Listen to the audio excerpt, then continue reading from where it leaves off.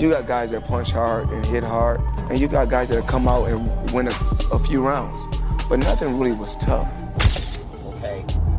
A lot of people are saying that Usyk heavyweight run isn't a lot of fighters at heavyweight, of course, because he only fought, what's that, 1, 2, 3, 4, 5 fighters at heavyweight. So again, I think Alexander Usyk is an exceptional fighter, but you need to match him with someone that can actually match his work rate.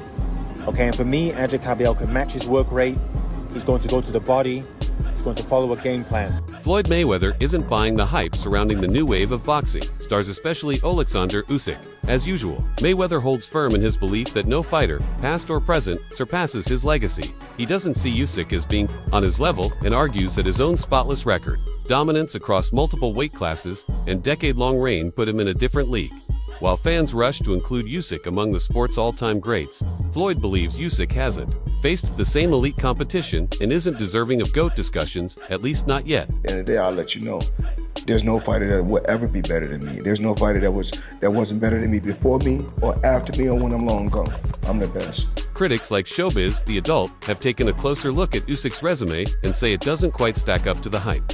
Although he's earned praise for winning at heavyweight, skeptics point out that his opposition hasn't been tough or at their peak. Besides Tyson Fury, who most agree is a high-level win, Usyk's other victories haven't come against legendary names. The main argument is that greatness is measured by the quality of opponents you defeat, and so far, Usyk's list doesn't pass that test in some experts' eyes. That Usyk heavyweight run isn't a lot of fighters at heavyweight, of course, because he only fought, what's that, 1, 2, 3, 4, 5 fighters at heavyweight.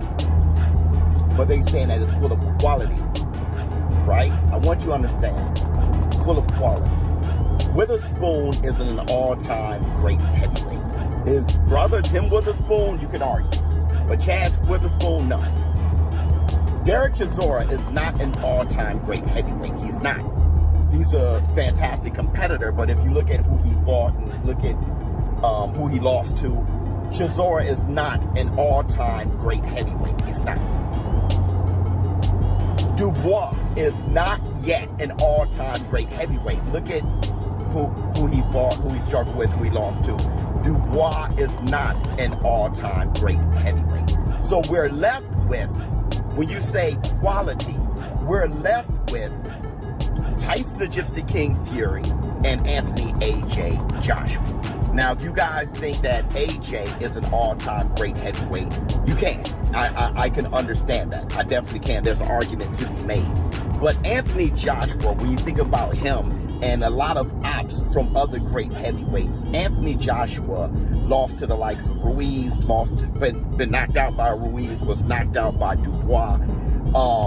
Anthony Joshua, I'm not sure if you would consider him an all-time great heavyweight, but you can make an argument. Tyson Fury definitely can.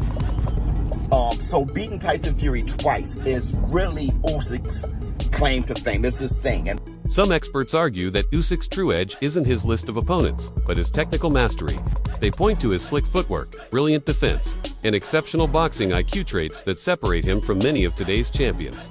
Still, these same analysts hesitate to call him one of the heavyweight greats. In their view, Usyk stands out because of how he fights, not necessarily because of who he's beaten.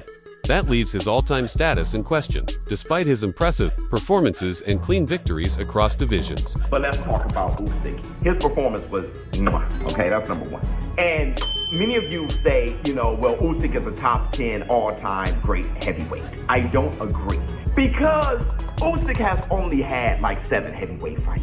It's very stacked within those 7 fights, but really it's hard to put him past people who's had 30 plus, 40 plus fights and just had a career, a great all-time career at heavyweight. But what I can say is that Alexander Usyk is one of the greatest fighters, pound for pound ever. And I put him on my Mount Rushmore today. So I don't have him as an all-time great heavyweight, but I do have him as an all-time great pound for pound fighter. And where do I put him there? Pretty damn high.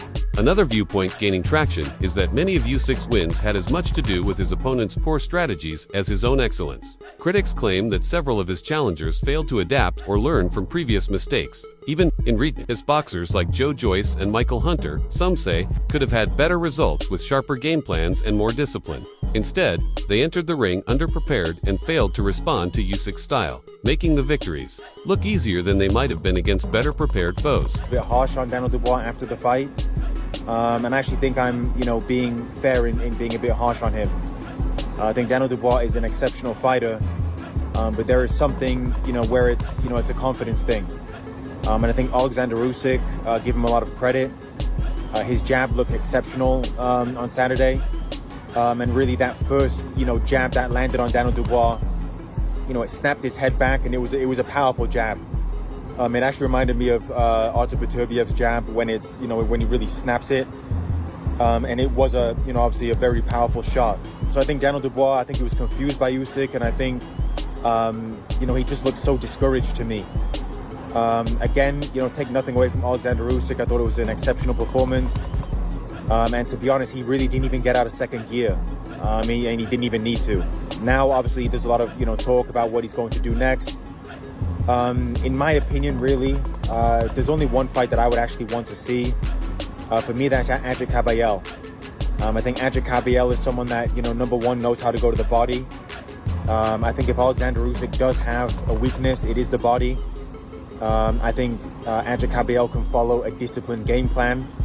I think he's had a good string of wins, and I think his stamina is very good as well. I think Alexander Usyk is, winning a lot of these fights based on his speed, his stamina, and his footwork. These big heavyweights like Daniel Dubois, Anthony Joshua, Tyson Fury, they cannot live with the pace that Usyk is setting. I mean, Daniel Dubois was knackered after 3 rounds in that fight. Okay, so they can't live with the pace. So again, I think Alexander Usyk is an exceptional fighter, but you need to match him with someone that can actually match his work rate. Okay, and for me, Adrian Caballel can match his work rate. He's going to go to the body. He's going to follow a game plan. According to Showbiz, the adult, comparing Usyk to icons like Ali or Holyfield is premature. He argues that the Ukrainian's resume simply doesn't match up. While Usyk has been dominant, he hasn't yet faced the same caliber of legends that defined previous eras. In Showbiz's eyes, Usyk's best 5 victories don't measure up to even a single stretch of Ali's or Holyfield's most defining wins. That comparison underscores the gap between current success and historical greatness, leap that requires beating the best, not just being the best of the moment. Run. I cannot put that over the likes of Evander the Real Deal Holyfield fighting and beating the likes of Riddick Bowe, beating the likes of George Foreman. When he beat George Foreman was a killer. Beating George Foreman, beating the likes of Iron Mike Tyson. He was a huge underdog there. Beating the likes of Larry Holmes, beating Michael Moorer, Evander beating Michael Dokes, if you guys know who that is and how good of a fighter he was.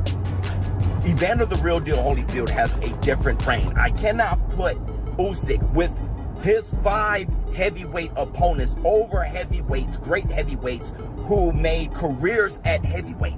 We all know what Muhammad Ali did.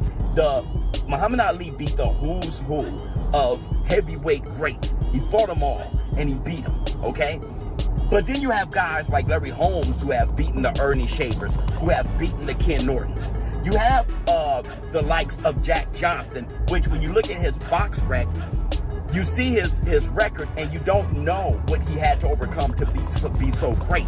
When Usyk squared off against Daniel Dubois, many fans expected a battle. But after the final bell, more questions were raised about Dubois's performance than praise given to Usyk. Observers pointed to Dubois's stiff movement, lack of head, motion, and failure to sustain pressure. Some asked if the outcome truly showcased Usyk's brilliance or just exposed Dubois's flaws. Although Usyk clearly won, critics argued the bout didn't prove much about his dominance and instead highlighted, once again, the lack of truly elite competition in his path. Was very pro-Dubois, and we were willing him on being a London boy and stuff like that. I thought he won the first round. I thought Usyk won the second round, but I thought there was arguments for certainly giving Dubois the 3rd round, but you could see even if he was in the fight, things were starting to change after the 2nd round. Usyk just had that extra little bit of class about him. I'm not gonna lie, I didn't have him for any round. I just thought Usyk was so dominant, and that jab, and I'm not no boxing expert, I'm a casual, I'm a heavyweight casual. I just love to see big heavyweights box each other and, you know, knockouts. But I just feel like Usyk just was not even out of second gear. Like, didn't need to be. He didn't need to be. He just had him on that jab, and he just kept plowing away. And whenever Dubois tried to land like a big shot, like one of those big punches that you talk about,